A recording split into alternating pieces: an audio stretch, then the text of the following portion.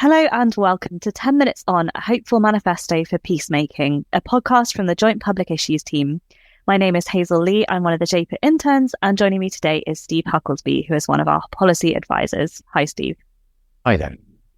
In anticipation of the next general election, political parties are planning their pledges for election manifestos. The Joint Public Issues team has been thinking about what pledges we'd like to see, and this is the fifth of 6 special 10 Minutes On podcasts offering our thoughts on what would make manifestos truly hopeful, based around JPIT's 6 hopes for society. We hope to inspire you to think about what your hopes for party manifestos might be, and perhaps you can write to your MP or a political party to suggest them. So with all that in mind, we'll start by thinking about why one of our 6 hopes is for a world that actively works for peace. So why, Steve, should Christians want to see a world that actively works for peace? And what does that mean, and why should we care? I think as Christians, we have always had a very long tradition about tackling injustice wherever that occurs. Today, we live in a globally connected world. If you think about the parable of the Good Samaritan, we know today that the injured person at the side of the road may be in our community, but they could be anywhere in the world. I think as churches, we've got great networks across the world as Baptists or Methodists or Reformed people. We've got those links at the local church level with church members all around the globe. We hear their stories.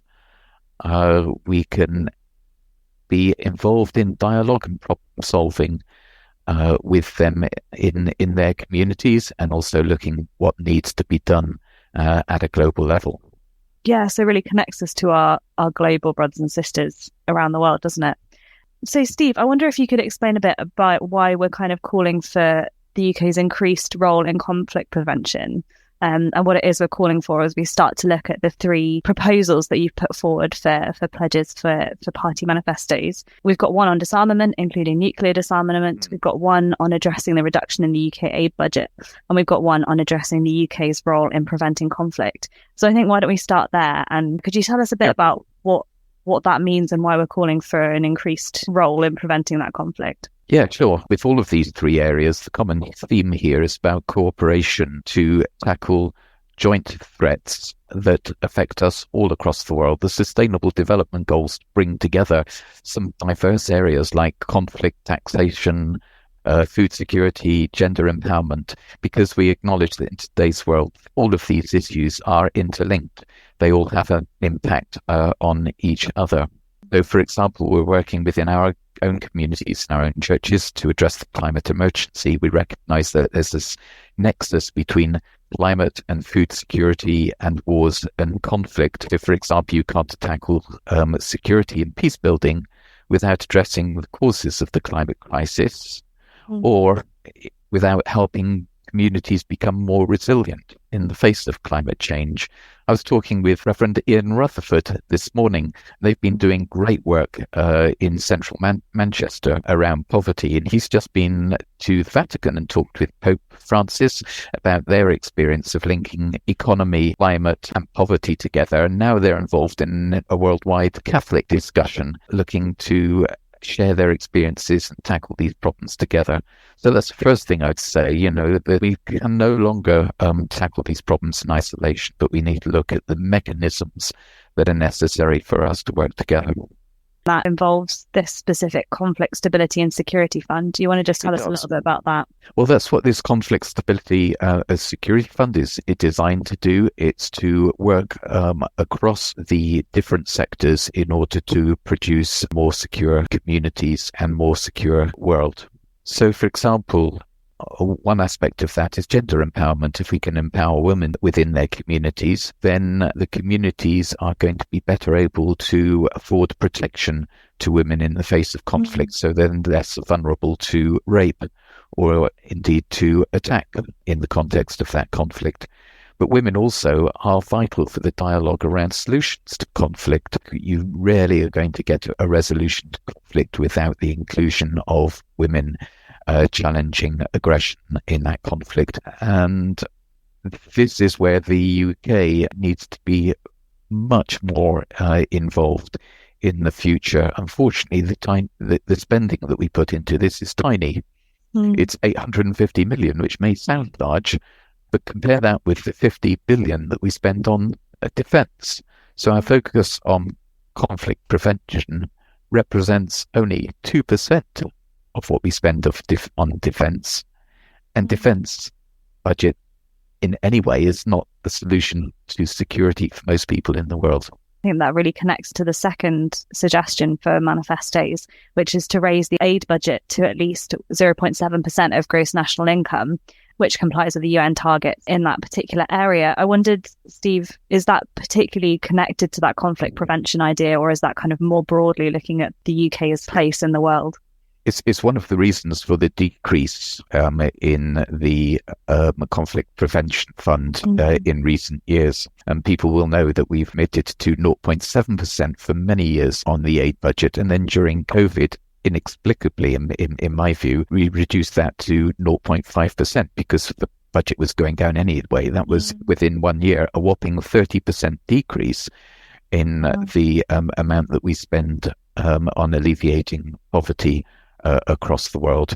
Our aid budget has been pared back to the bone today, and what we need to see the UK again restored to a position of one of the world leaders in tackling poverty worldwide, working with the UN, working with other governments to achieve solutions in this area. We can't do that unless we're actually prepared to put up some money from the UK.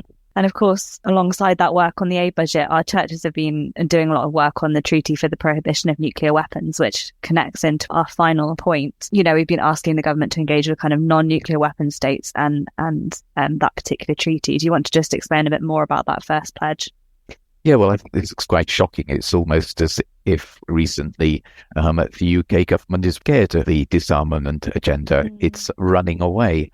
There was a meeting of the first meeting of state parties on the Treaty of the Prohibition of Nuclear Weapons last year, and the UK government chose to stay away from that meeting, even though we have an ambassador who's well placed to attend.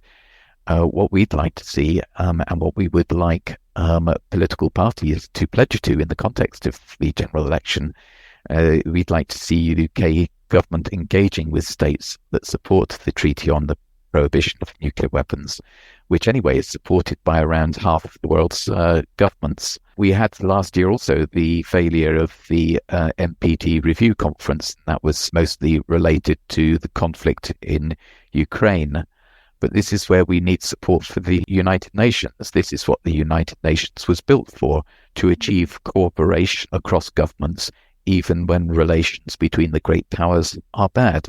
What we're like, again, political parties to commit to is to support the United Nations in the disarmament agenda by calling for a General Assembly to convene a fourth special session on disarmament, which would enable diplomats and governments to come together to fix the broken disarmament machinery that we have at the moment. Really important treaty, and a shame that our government hasn't yet been willing to be involved in that. Now, I'm sure there's people who've been listening to this podcast who are perhaps already passionate about peacemaking, and hopefully there are a few that weren't before and have been intrigued by what we've been saying. Steve, I'm just wondering, for those people, where are the places they could go to learn a little bit more? On the special session on disarmament, there's a group in the UK called Scrap Weapons, who have got some good resources on that, and they have been working with diplomats with the Vatican in getting a General Assembly resolution for this special session to take place in the coming years. So Scrap Weapons is one place. The Joint Public Issues Team website will resource people in all three areas, and so it's a good resource around the aid budget and also around the Treaty on the Prohibition of Nuclear Weapons. I'm very aware that there's a lot of people working in these areas already, and I'm inspired when I hear about some of the work that's going on within our churches. But with the general election come up, this is the opportunity that we have, I think, to be able to work as groups together to leverage political change in our own government. There's this really powerful Margaret Mead quote, which you brought up before we started recording, Steve, which is really striking. Never doubt that a small group of thoughtful, committed citizens can change the world. Indeed, it's the only thing that ever has.